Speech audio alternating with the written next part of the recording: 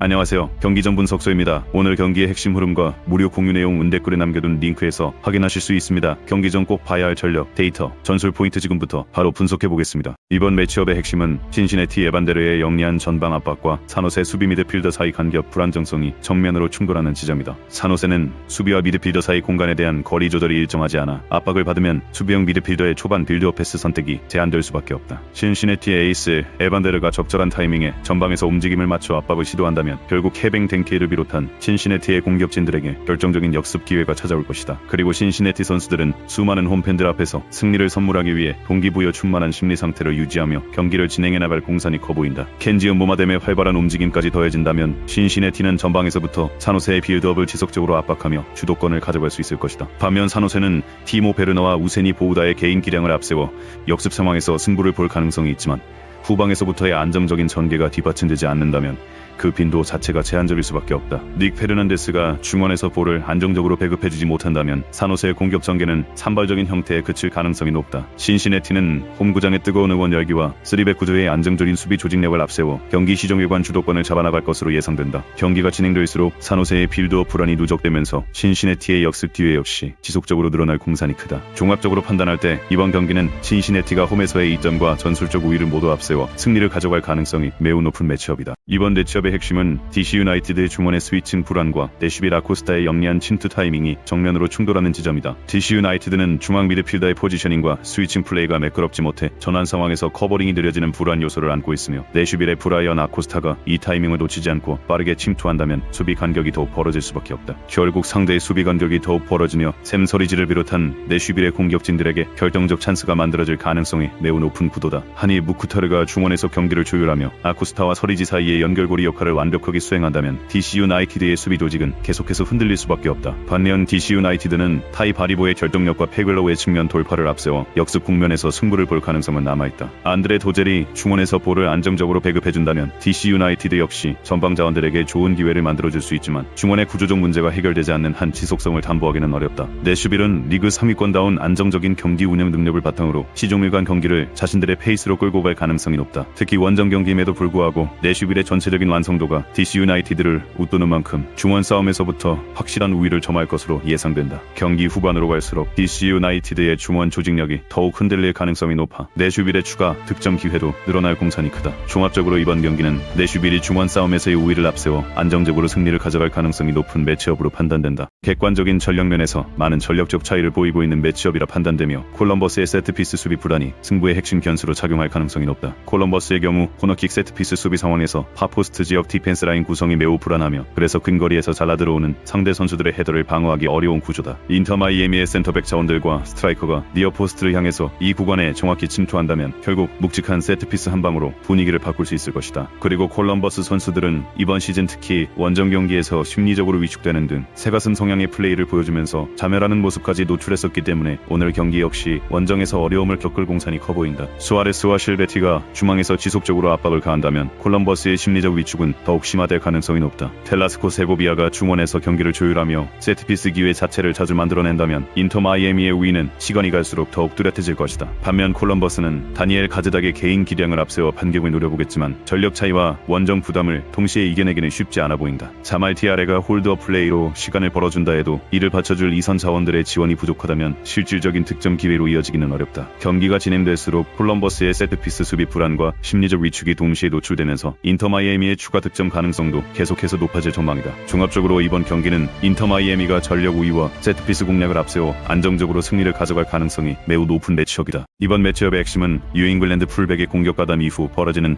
뒷공간 리커버리 불안과 몬트리올 신축 후의 폭발적인 스피드가 정면으로 충돌하는 지점이다. 뉴잉글랜드의 경우 풀백이 상대 진영 깊숙한 지역까지 공격 가담에 올라가는 빈도가 많은 팀이며 그래서 오히려 역습 상황에서 역으로 상대 선수들의 역습 패턴에 자주 당하며 무너진다. 즉 측면 수비수들의 측면 공간 수비 리커버리가 턱없이 부족하고 느리다는 것이다. 몬트리올의 에이스 엔나디 신축후가 영리하게 이 타이밍을 놓치지 않고 측면 수비 뒷공간을 향해 달려든다면 결국은 측면 지역에서 결정적인 상황들이 여러 차례 연출될 것이다. 교체 전력 역시도 몬트리올의 교체 전력이 비교적 더 우월한 상황이기 때문에 경기 후반으로 갈수록 신축후를 활용한 스피드 싸움에서 몬트리올이 우위를 점할 가능성이 높다. 프린스 오우수가 중앙에서 상대 수비의 시선을 끌어주고 신축후가 측면 뒷공간을 파고드는 조합이 완성된다면 뉴잉글랜드의 수비 라인은 계속해서 흔들릴 수밖에 없다. 반면 뉴잉글랜드는 카를레스 1의 창의적인 패스와 도르투거만의 결정력을 앞세워 충분히 반격할 수 있는 공격력을 보유하고 있다. 페이턴 밀러가 공격 가담 이후 빠르게 수비 전환을 이뤄낸다면 뉴잉글랜드 역시 안정적인 경기 운영이 가능하겠지만 이 부분이 시즌 내내 약점으로 지적되어 온 만큼 쉽게 해결되기는 어려워 보인다. 몬트리올은 원정임에도 불구하고 신축크라는 확실한 스피드 카드를 보유하고 있어 뉴잉글랜드의 구조적 약점을 지속적으로 공략할 수 있는 여건을 갖추고 있다. 종합적으로 판단할 때 이번 경기는 측면 공방에서 몬트리올이 조금 더 우위를 점하며 팽팽한 승부를 만들어갈 가능성이 높다. 이번 매치업의 핵심은 올랜도 시티에 벌어진 공수간격과 뉴욕 레드불 포르스베리의 변칙적인 전방 압박이 정면으로 충돌하는 지점이다. 올랜도 시티의 경우 공수간격이 엄청나게 벌어지면서 중원에서 압박이 제대로 이루어지지 못하고 있는 최악의 상태이며 그래서 상대에게 수비와 미드필더 사이 공간 침투를 자주 허용하며